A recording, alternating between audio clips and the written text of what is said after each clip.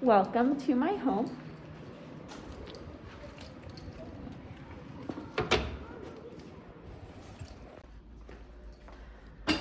I say home, but the truth is, it doesn't really feel like home. I want to invite y'all into my space for a minute. See where I live, see the stack of books, see the sermon editing software, see the way I've furnished this temporary quarantine apartment that turned into something that is becoming less and less temporary. I never wanted to live here. This was the place we went after evacuation, and I was thriving in dorm life. I still feel like a guest in this place. Underneath the masks by the door, you can still see the markings of the family who lived here before, the children's heights. This still feels like their space, even though they left a long time ago. I still feel like a guest or even a ghost. Usually at Princeton, these apartments are for married couples, people with families, kids, pets, and single students typically live in the dorms or in other apartments. But because of the pandemic, I live here now, and so do a lot of my peers who would otherwise be living in the dorms. So this place still feels a little temporary. I am an inherently nostalgic person, and right now I'm really missing the sense of home I felt here on campus because I am someone who has struggled to feel at home a lot. I lived in a suburb of Philadelphia my whole life, from ages 4 to 18, and we moved to Pennsylvania for complicated reasons. Good reasons, but complicated. And my parents were always saying around the house, we're going back to California. That's where I was born. It was always, we're going back to California. You know, that's where my parents lived. That's where they were following their careers, their dreams. And Pennsylvania always felt like a temporary home for me. We were visitors. My mom still says she feels like a guest after being here for however many years. And so when I went to college in DC, it wasn't like I was leaving home. It was like I'm just moving to the next thing. And I think people like me who have struggled to feel at home somewhere are very good at making these temporary homes, at building them wherever they go. And I think sometimes we just make the best with what we have.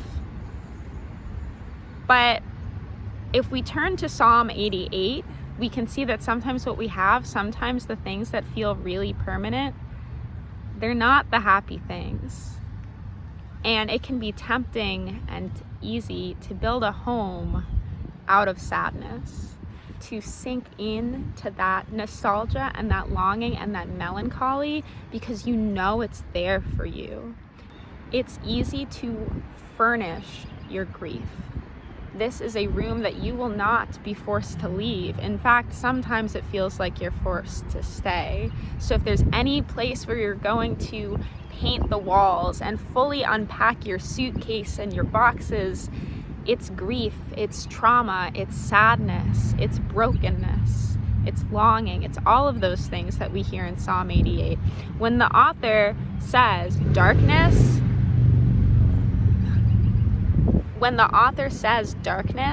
is my closest friend, what do friends do? They don't leave you. Friends stay by your side. Friends are there. They are dependable.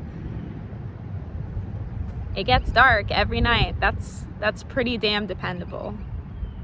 There's pain in life. People are going to hurt you. You're going to be sad missing things. You're going to lose out. You're going to get rejected. That's permanent. So when you don't feel at home anywhere else, that can start to be the thing that feels like home. So today, I want to talk about birds, because birds will build a home out of anything they can find. Ideally, they're finding twigs and sticks and leaves, but in the absence of that, you'll see birds' nests that are made of human trash. they will adapt to their environment, right? So if you're a bird and there's lots of tall grass, you'll build your nest out of the tall grass that you foraged. But if you're in an area where there are pine needles, you build it out of pine needles. So we, like birds, a lot of times have no choice but to build a home out of what we find. And if sadness and grief is what you're finding, that's what you're gonna build a home out of. And that can start to feel safe. And to make things worse, we live in a culture that would prefer to keep a lid on sadness and all the associated feelings. Our churches are places of joy and worship and praise, where we're talking about all the good things, all the blessings God has given us.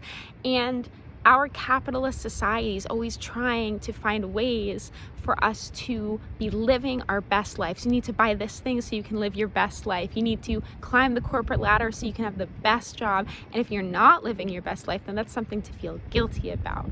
So you've got people posting on social media about how they're happy all the time. And when you're somebody who's not, and you've accepted that, because I have, I'm generally not a happy person, and I am okay with that. People get uncomfortable. I don't feel like I need to be happy all the time. But when you start to feel alienated because you're thinking, oh, am I the only person who's not just like ecstatic right now? The sadness is the thing that makes you feel different and special, so you hold on to it. It becomes a personality trait. But misery does not make you special. It just makes you miserable.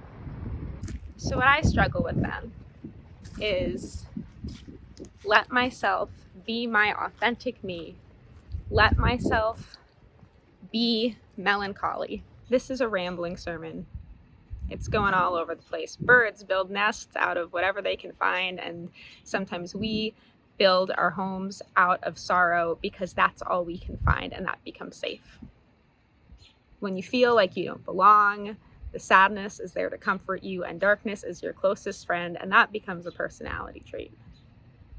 If society is telling you you're a failure if you're not happy, that's not true. It's okay to just not be happy. It's okay to have an ordinary day where you are bored, where you miss people and miss life and miss going to parties and miss going to coffee shops and miss going to museums. If you're sad right now, that's because you're having a normal reaction to the way things are. But that also doesn't mean you have to live there. You can feel the sadness, but you don't have to have a key to her apartment. You can court misery, but you don't have to get married to her and stop seeing other people. You can also hang out with joy. You can also build your home from laughter, even if it's going to be taken away. You do not owe it to your former self to continue being your former self. So here's what I leave you with. What are you putting out into the world that other people can make a home out of? Because you can leave things out for birds, you know. People will make these baskets that they'll fill with twigs and pine needles and leaves and all sorts of stuff that birds can then come and take from to build their own homes. And you can leave trash in your lawn. You can leave litter, and you can leave things that birds will find and put in their homes, even if you didn't mean to. So the things you put out into the world, those are what other people are going to use to build their homes too. If you are putting out welcome, hospitality, goodness, love, kindness, people are going to pick up on that. They are going to scavenge it, and they are going to use it to construct their safe space. But if you are putting out fear, if you are putting out cruelty and apathy, if you're putting out exclusion and discrimination, even if you don't mean to, that's going to end up as construction material for someone's home. So we can all make each other feel like we belong by being mindful of what we are leaving in our lawns for others to build their nests out of. It is 10:45 at night, and I'm gonna be honest, I do not know how I'm gonna end this sermon. What should I, life isn't filled with satisfying endings right now, or ever. There's no way to just wrap things up neatly with a bow when we want them to.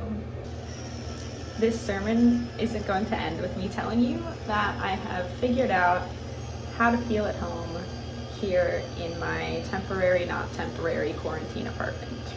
Because the truth is, I haven't figured that out yet. But I do know one thing, and it's that I feel at home every Sunday from 4 to 5 p.m. And when you find a place, when you find a community of people who can let you be sad without making you feel like you need to turn that sadness into a home, when they let sadness be just one room in a mansion filled with emotions and don't shame you for any of those emotions, I mean, what better home could I ask for than that? What better family could I ask for than all of y'all? Okay, actual last thing I will leave you with. This is how we're gonna wrap this thing up. They say that home is where the heart is. Your heart, it's just here. It's inside you, literally. So that means anywhere you go has the potential to be home. Even if it's just the YouTube comments of our weekly services. Even if it's this apartment. If your heart is in sadness, then you're having a sleepover with sadness. And if your heart is in joy, you're having a sleepover with joy. Wherever your heart is, that's where home is. So go and make home. Go and make home for yourself and for someone else.